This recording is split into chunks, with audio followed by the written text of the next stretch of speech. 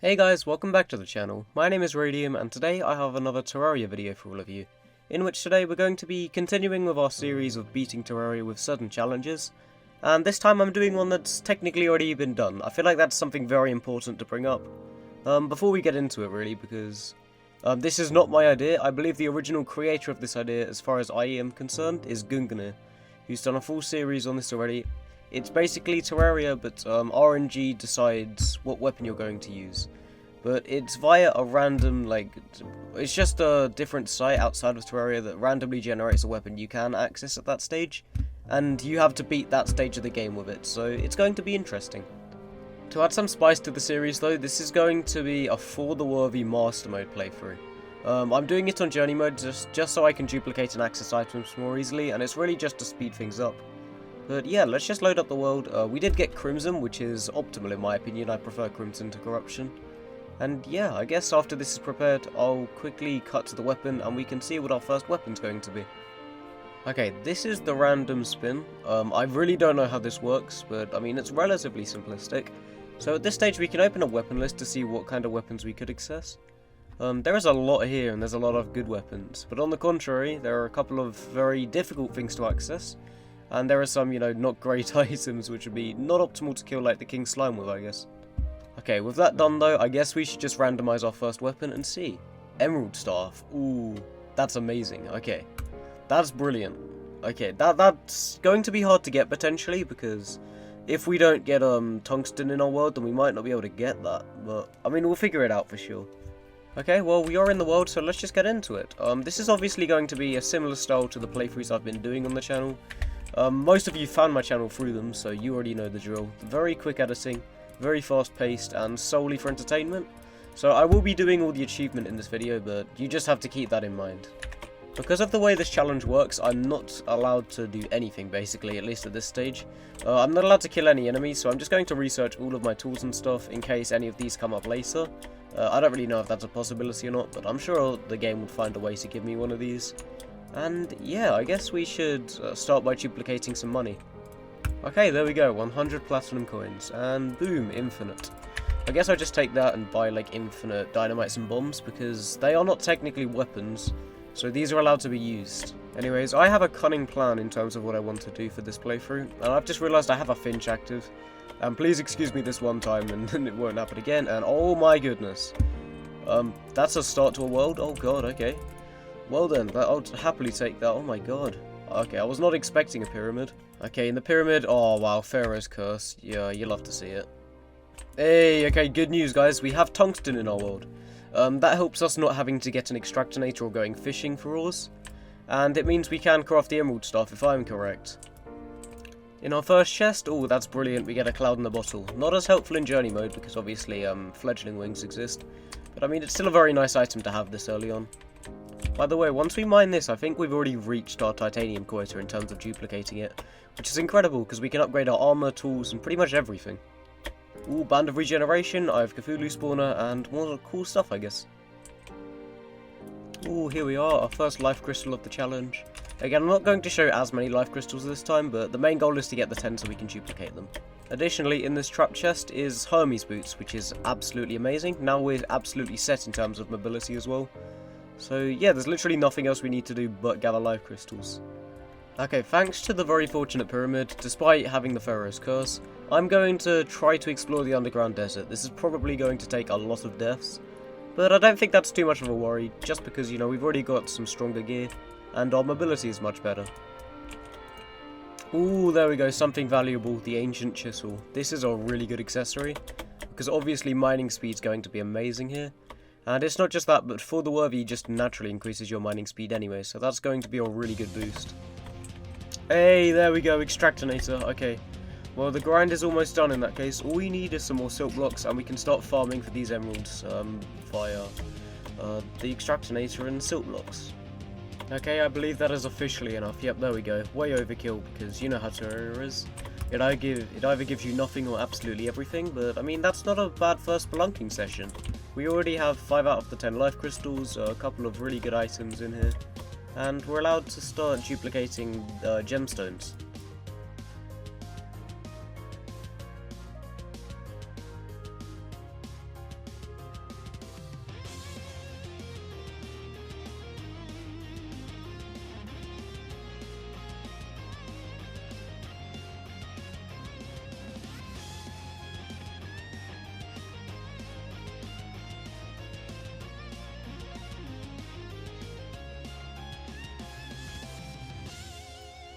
Hey, there we go. Okay, that's enough. We got 10 emeralds now.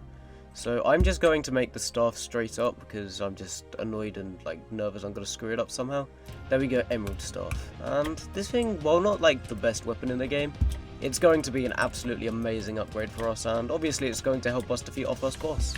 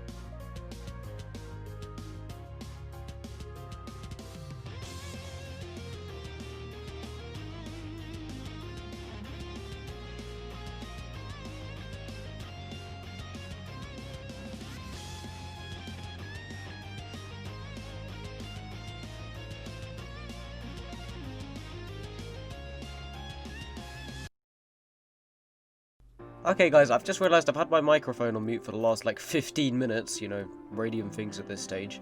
So what I'm going to do is, with my lead short sword and, you know, the Inferno Potion debuff, I'm going to farm for enough resources to start a goblin army.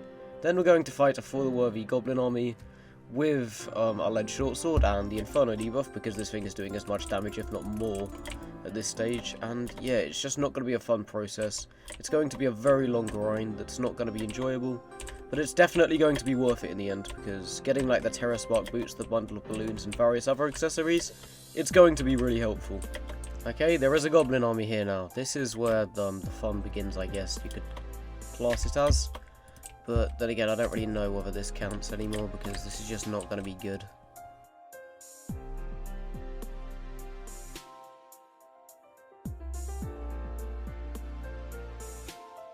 Okay guys, 98% has been achieved, the army's pretty much over, and the second this is over, I'm going looking for the Goblin Tinkerer and we are leaving.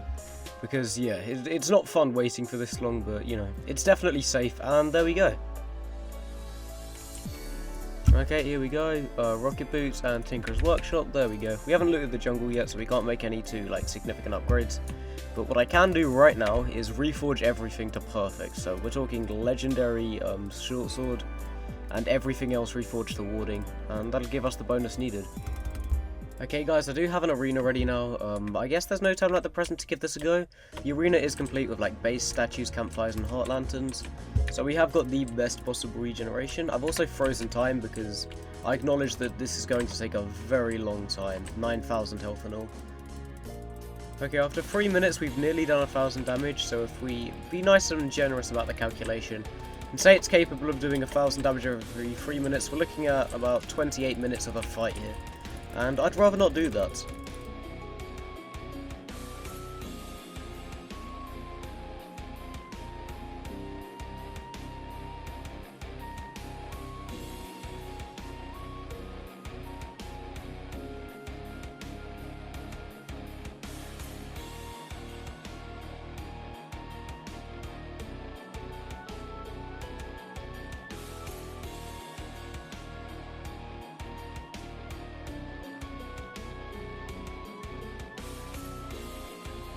Oh my god, yes, okay.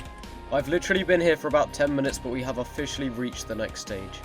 My first priority is going to be taking out the rest of the servants, because they're going to be very annoying very quickly. And there we go, that dream's accomplished. So this phase is going to be very difficult, and if I'm correct doing the maths, it's going to take another 10 minutes if we're doing 10 damage a tick. But the boss is inside our radius more, which means as long as we stay relatively close to the boss, we can do good damage to him. Okay, I've just realised something kind of crazy. The boss cannot hurt us right now. I don't think the boss's second form can do enough damage, because look, it's only doing 1 damage a tick. I'm not cheating or anything, this is 57 defense, which is perfectly possible, and additionally for some reason my health is bugged out because it's capped at 440. But that's just something to keep in mind, because I literally cannot die right now. So I'm just going to prioritize DPS over everything, and when it gets to the dashing stage, I'm going to let you guys know. Okay, well, that was very quick. He's already at the dashing stage, apparently. But at the same time, he still can't seem to damage us. I mean, it's doing 1 damage a tick. I don't know why that is. It means I can genuinely prioritize using the lead short sword now. Because since he's not doing damage, I can kind of just charge inside the boss. You can check again for yourselves, by the way, completely pre-hard mode loadout. This is perfectly fair. Literally, just using this loadout, we can tank master mode for the worthy bosses, apparently. I was not expecting that either, but apparently that is the case. Despite how easy this fight is, the arena was definitely still necessary, because the first phase does a lot more damage than the second for some reason, which even I'm struggling to comprehend.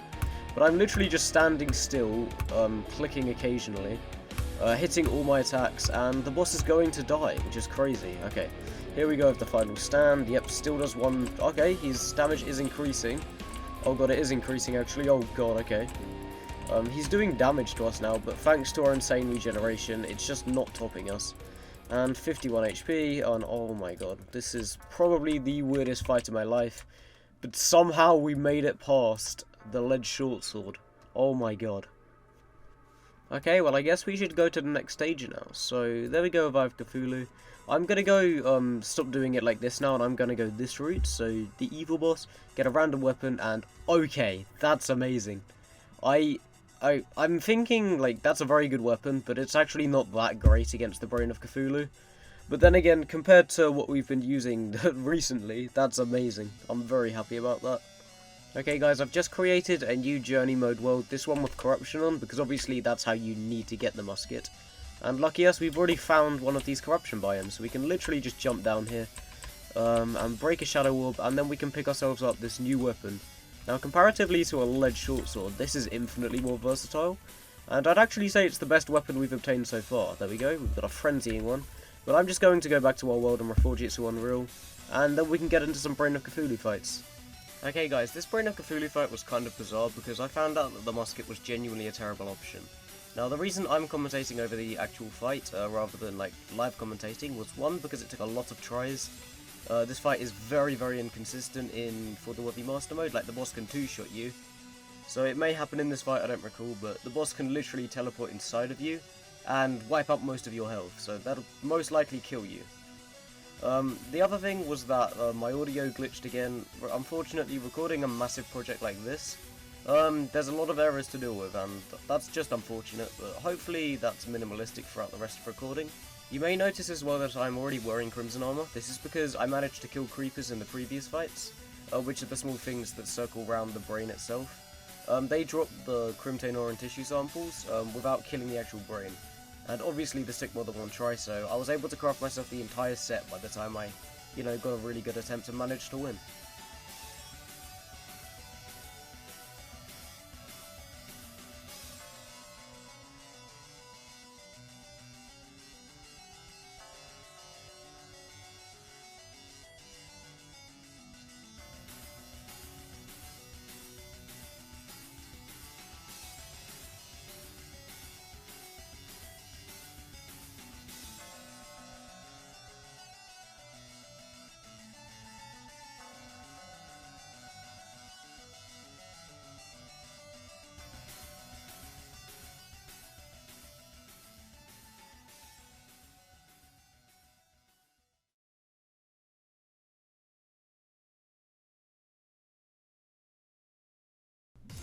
Okay guys, this fight took approximately 3.5 hours to beat. Again, I'm post-commentating this entire segment up until the Wall of Flesh now, because of, well, would you believe it, more fun glitches. This is probably the worst video I've ever had to edit because so much went wrong. But at the same time, I mean, I got it to work in the end, so that's all that matters. Anyways, using a Platinum Broadsword against For the Worthy Master Mode Queen Bee is almost impossible. Keyword almost. It has to be exploited, I'll just put that out there now. You have to use the nurse, you have to use as many buffs as possible, and the name of the game is defense. Additionally, the most important fight, or the most important item for this fight I should say, is definitely the Shield of Cthulhu. It is the main source of damage because when the boss dashes at you, it's the only way you can consistently do damage to the boss. But it only works for so long, and as you enter the final quarter of the fight, the bee is too large and too quick, so you guaranteed get hit by some attacks. This makes it kind of a coin flip by the end of the fight, but I mean, we did manage to do it, which is the most important thing. This was honestly where I thought my run was going to end, and I was very tempted to just end the video, just because I'd already died like 20 times against the boss, I'm gonna say. But I mean, after the weapon we got for the next segment, I don't think I'm really interested in doing that. Now obviously Skeletron is a lot easier for me. You guys must know Skeletron is like a boss that I like destroying. And with a weapon like the bee gun, it's honestly just adding insult to injury. Because yeah, this fight is an absolute cakewalk with this weapon. Because Skeletron is like 22,000 health or something ridiculous, it does still take a while, but at the same time, it's literally just a matter of time.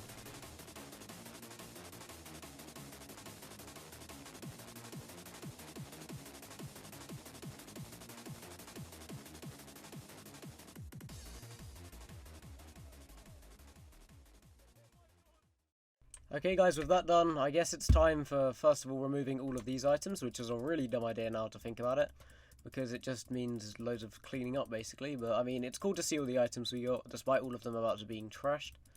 And yeah, we finally got the Grey Zappinator. This genuinely took about 4 hours to do, which is kind of annoying, but I'm just happy we got it in the end. In terms of our loadout, there's pretty much nothing I need, so I'm just going to stick with what I have now, build a platform, reforge this obviously, and then just go from there. Okay guys, I guess there's no time like the present to give this another proper go. This time we're on the right side of the world, in which we've completed the bridge now. And I forgot the guide, hang on. Okay, now we have a guide so we can give this another go. All of our buffs are ready, and yeah, we have a pretty good setup, so I honestly think there's a very good chance of us winning this fight now.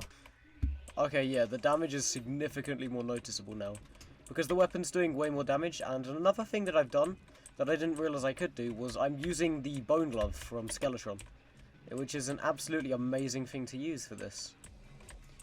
As you can see, we are doing a lot more damage, but the thing is, when this weapon crit hits and does the 10 times damage attack, it's absolutely incredible what you can achieve in terms of DPS. I might go on a whim and say this is probably one of the most powerful pre-hard mode weapons out there. Just the way it functions is absolutely amazing, and oh god, okay, we took a lot of damage there, hold on. I feel like homing on the main eye itself is significantly more reliable. I mean the mouth, not the eye, sorry. And that's because it pretty much eliminates the leeches instantly, or does like good damage to them before they get to me. And they are one of the only things that cause this run any problems. Yeah, honestly, this weapon kind of serves as a free skip for us, because this is really fun. It's pretty much a free gateway into hard mode. And I'm very happy that's the case, because I was kind of nervous for a bit that we were going to struggle for the Wall of Flesh, as this boss is one of the worst ones to get a bad weapon on. For example, if we were to get like an umbrella, it would be absolutely impossible, because this fight has a finite amount of time that you have to do it. Obviously, once you leave the world, the problems start to arise, but bosses like Queen Bee or Brain of Cthulhu can be technically defeated with any weapon, because there's no basic or like world-driven limit that's put on the boss. Okay, 6,000 health now, and we are taking a lot of damage because that bottom eye is being really awkward. And for some reason it's popping up at the bottom of the screen, so yeah, that's not ideal. That's not ideal either, because that's fun. But, I mean, we are doing good damage. The boss is incredibly low on health at this stage, 5,000 at this moment in time. And that's going to change in just a moment, because we're about to unleash pretty much our final onslaught for the fight. Let's see, I don't know how much damage we're doing. What I do know is that we need to just run for our lives. Let's charge up to full mana. There we go. Let's just spam and run as fast as we possibly can now. And just pray to God that this works. Okay, 500, 500, 300, 200, and we did it. Nice. There we go. And that is the Wall of Flesh over. I mean, that was a pretty good fight. I'm just going to use this straight away. And we got a Sorcerer Emblem along with a Laser Rifle, which is absolutely amazing in terms of a reward. So yeah, not bad at all. Ooh, okay. Shadow Flame Bow, I'll definitely take that. Okay, we can do that, sure, that's easy enough. I mean, yeah, we'll just get that straight away, honestly. Just for the sake of my sanity, I'm going to be fighting the Goblin army with the Zapinator. I feel like that's perfectly fair in this case, just because, you know, it's not that drastic of an upgrade. And, like, I need a way to kill the summoners reliably and for the worthy, which is otherwise going to be an absolute nightmare to do.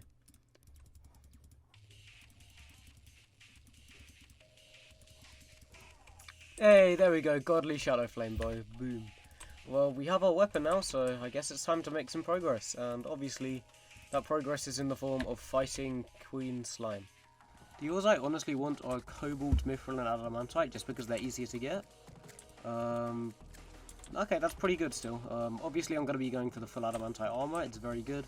And I may go for a pair of wings somewhere in between. Hey, I think that's all we need there. Okay, that's more than enough for a Calcum. So research, I believe, as long as we get like 35 or so. And yeah, we're just about safe in that regard. Boom. We have, where is it? There we go, 115. So we can research that, and we can honestly just make Orichalcum gear. I do think that's going to be enough because I want to go for hallowed stuff. So yeah, let's just get that. Of course, one of the most important things about this ore is that it can be used to make the Orichalcum anvil, but additionally it's used for a nice set of armor as well as some very good and very efficient tools.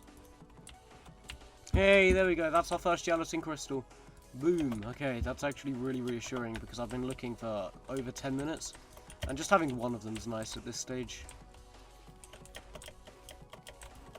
Oh, that's number 2. Alright, so we only need one more gelatin crystal now.